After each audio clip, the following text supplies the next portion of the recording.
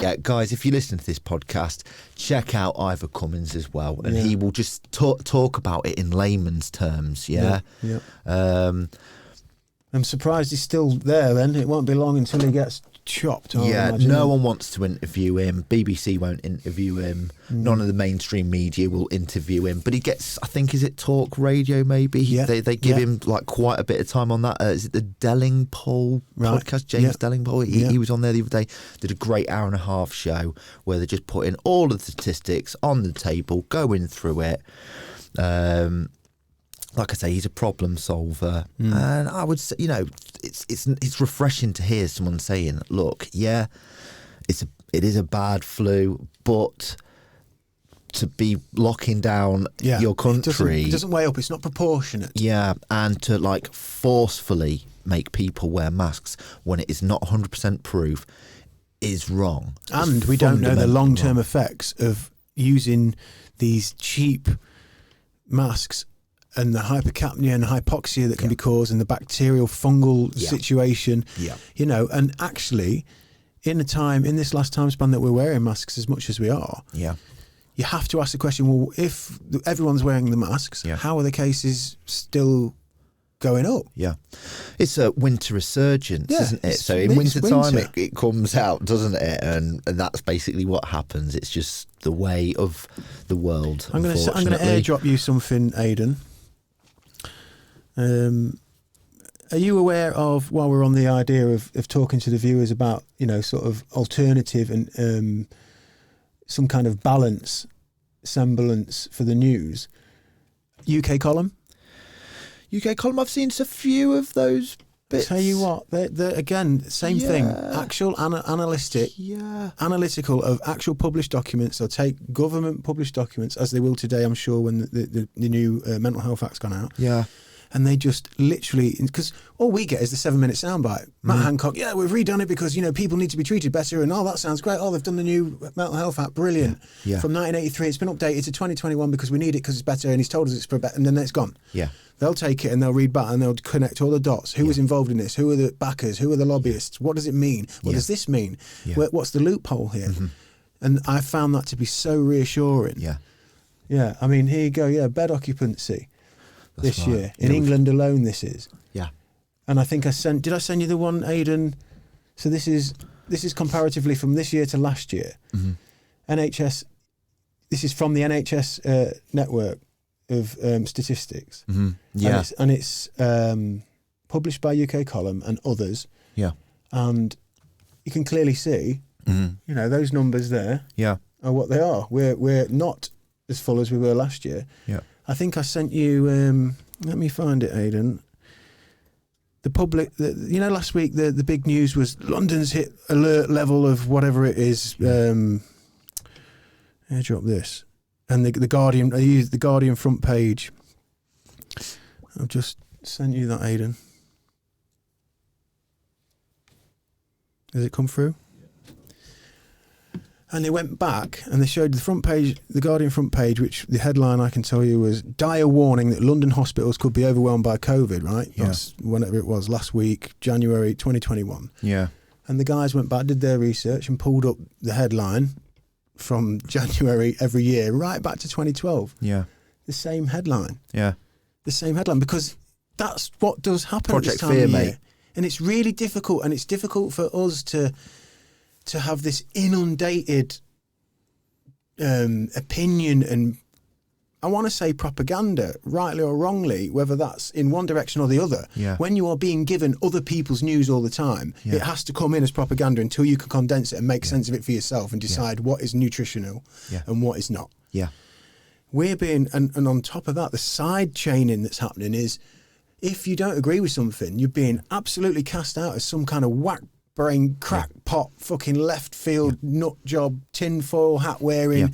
They've kind of wrapped it all up in anti-vax. It seems to be, if you question having a vaccination, here we go, look. So, it didn't come through, but this is...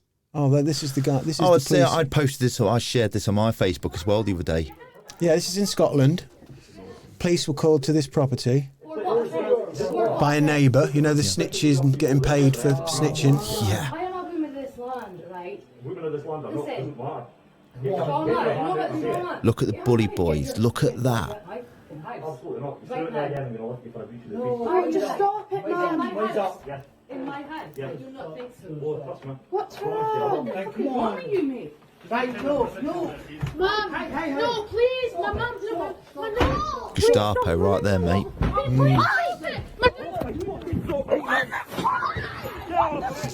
I mean, that gives me fucking trauma, that.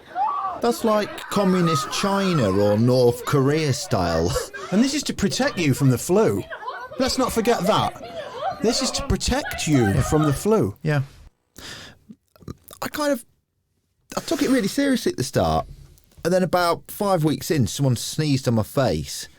And nothing happened to me. I got like just a proper, just wet face. Someone sneezed on me, and I thought, oh great, that's me. Yeah. You know, and then just nothing happened to me. I was a little bit ill in February. My missus, she was ill. Her daughter, she was ill. We all kind of got it, this collective thing. I just felt really weak. But I mean, the way I'm trying to look at it is just, all I can do is be super healthy now. I just want to eat healthy, work out 6 days a week. Stuff like that. You said that the other night. Here we go. Look, this is what I was just referring to. So again, UK column just publishing what the Guardian have published. Yeah. This is 2021. Our warning that London's hospitals could be overwhelmed by COVID.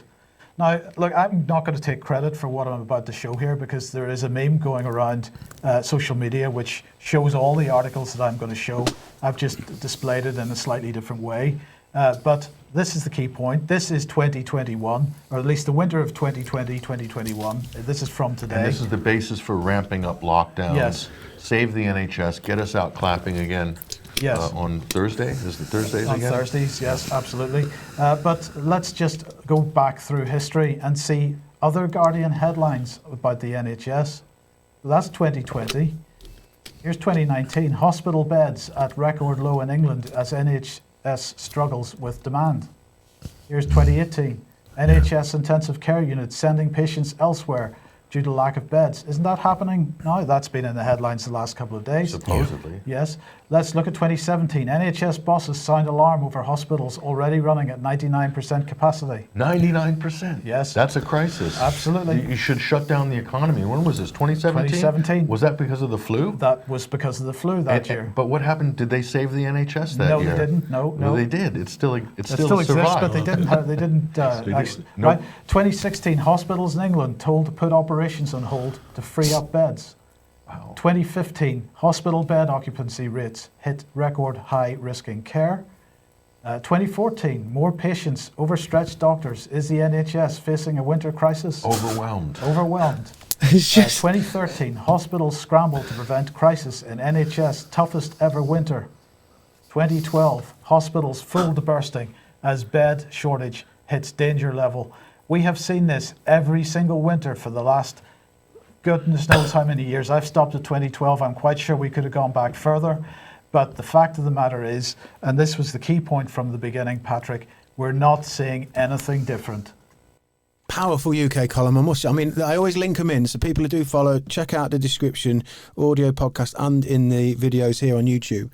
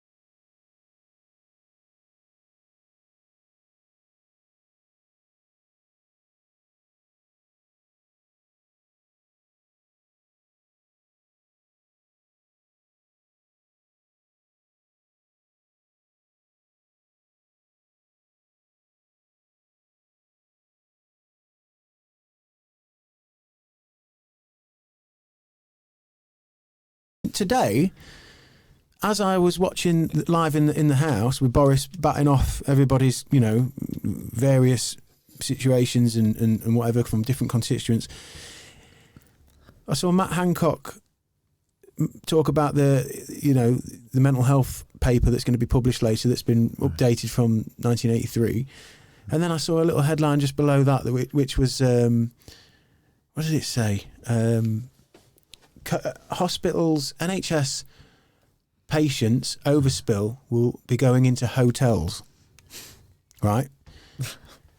So just think about the placement of that. So you're watching Boris, then underneath Boris, the thumbnail is Matt Hancock's going to do the mental health thing. And then underneath that, it's like they're putting the idea in your head that, so all these Nightingale hospitals that got set up that nobody's got any evidence that have actually, these things have been populated, never mind bubbling. Yeah. They've been shut since June, I believe. Yeah. You might want to check that, but I'm sure they've been shut since the summer.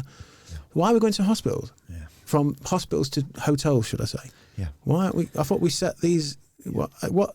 None of it makes any sense. I know a contractor as well who set up the deal for the Nightingale hospitals, and we're all being told it was like X amount of money. Well, the government paid them the same amount again to get it done in half the time. So we're not being told like a load of where the finances are going. It's like, was it called Brucey's Millions or something? Where the idea is to just spend as much money as you can. And that's what I feel like they're doing. They're just trying to just blow all the money and just go, we had to because of COVID. And now we're going to have to rethink the currency, a global currency, a digital currency. Yeah, I mean, that's part of everyone the reset, sleepwalks into it. And, you look at your toothpaste, fluoride in it. I really do think that the diet, some of the chemicals that are being used have dumbed us down.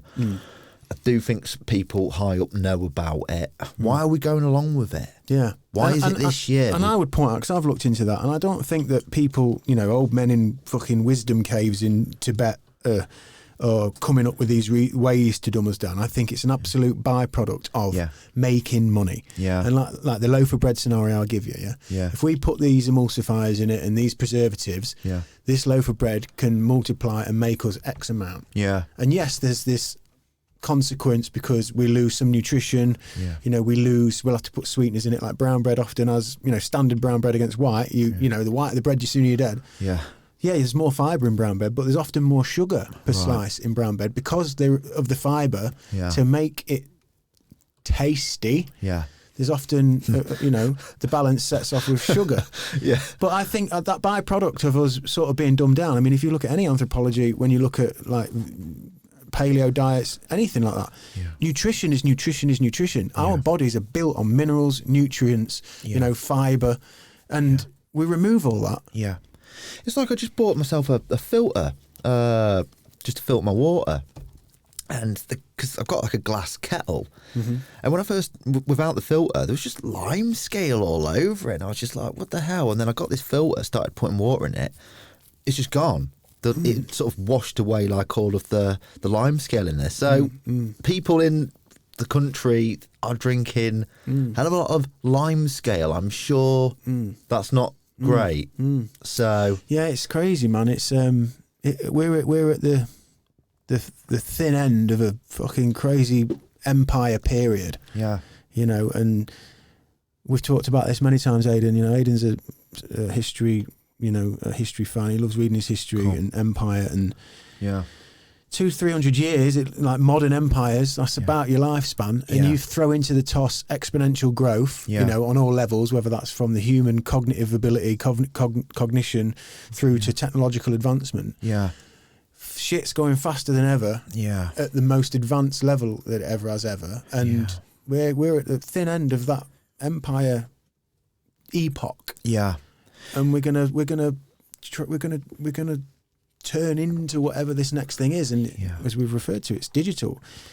I sometimes think, I don't think necessarily it is a cabal of wicked old men. I think it's the byproduct of earning money, going out and getting that money, creating those big companies that get that big that they're just so predominant, oligarchs, and that in the end, the whole thing kind of becomes one moving mechanism that just consumes itself. Yeah, absolutely. I mean, I've decided to I'm just grabbing my woman, grabbing the dog, and we want a place out in the countryside, mate. And that's what we're currently looking for, innit? Just get out of the city.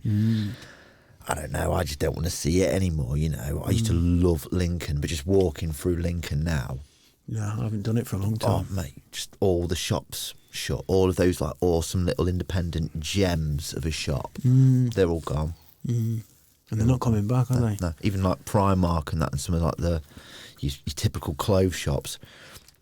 I don't know, mate. I just want to be around trees and wildlife. That's where my head's at with it now. That is where it's at. Hey, fucking hell, Drew, I need to introduce you into this podcast. Right. Shit. Welcome to Chew the Chat podcast. Drew, I'm going to call you Drew LaFox. That's your online handle, yeah? Oh, cheers, man. Yeah. Drew LaFox. I was introduced to you by previous guest and friend of the show, Kieran Rattigan of Go Deep Flotation, who are the sponsors, or one of the sponsors of our audio version of this podcast. I had a lovely reach out from Kieran in December, I think. Yeah. He'd spent time with you and he thought about me, and I tell a story with Kieran on the podcast, and I came to meet you at your place and felt a lovely connection with you. Cheers, bro. Same.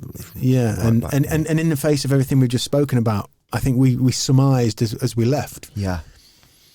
In this world, in this time, and at any time, but more so for me now than ever, meeting people, having the connections, finding out that somebody else just wants to be and is willing to fight for themselves and think for themselves and care about others and be compassionate and try and be open-minded and empathetic to the footprint and to the people. And, you know, as we're going to find out, you know, you're a tattoo artist.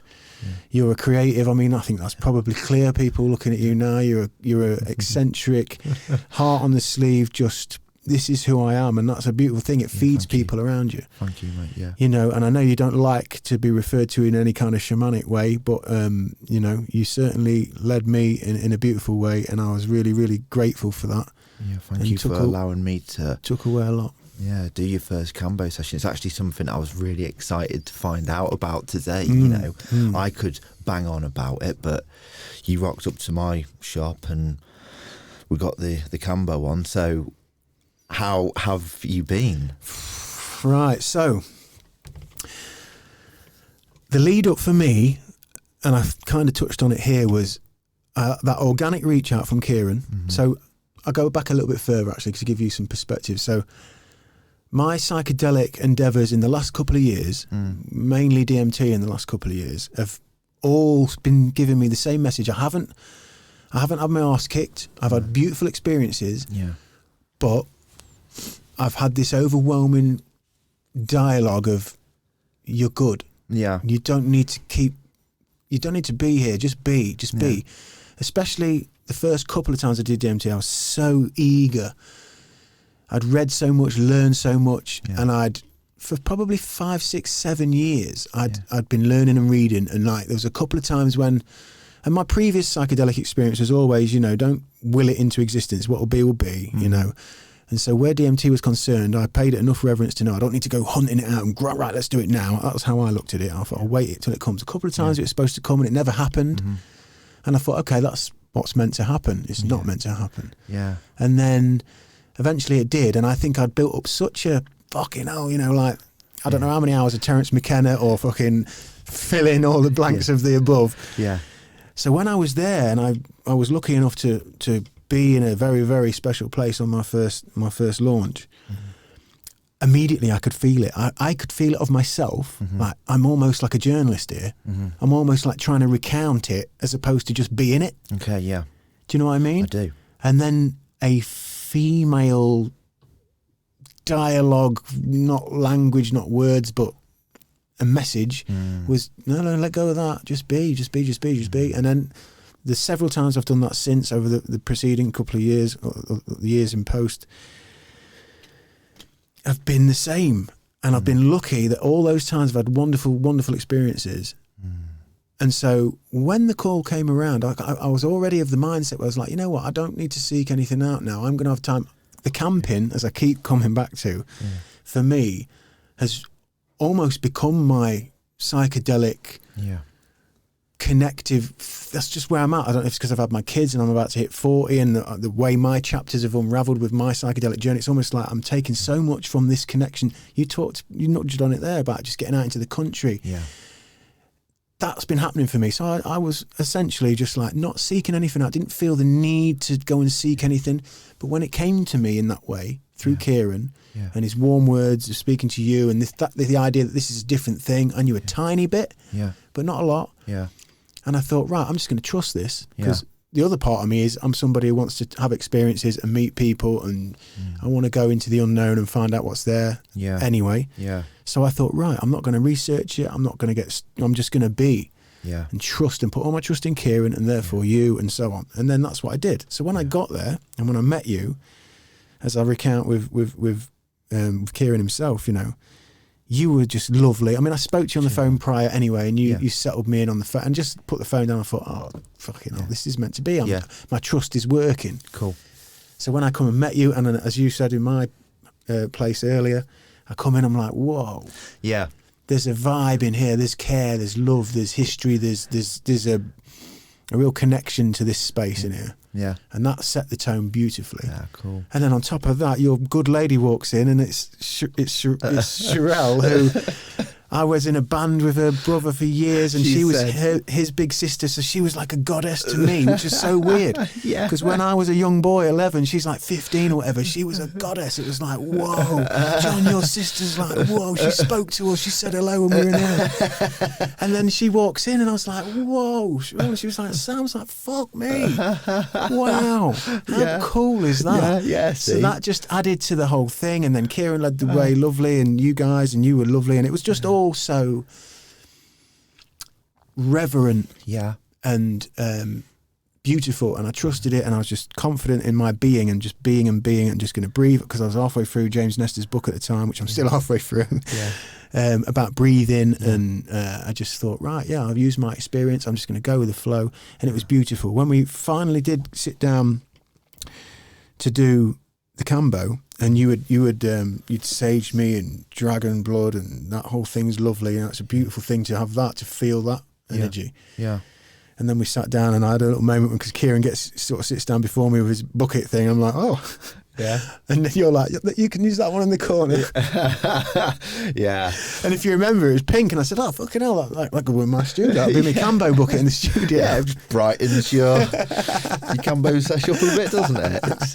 But yeah, sat down with it, and I think as much as I'd kind of gone with my trust, and you'll know this being who you are and what you do, using my psychedelic experience to go, okay, just be. Yeah. Okay, no fear, just be. Yeah. I think now from here, looking back, that was my focus, was not focusing. So I wasn't really letting go of anything. Yeah.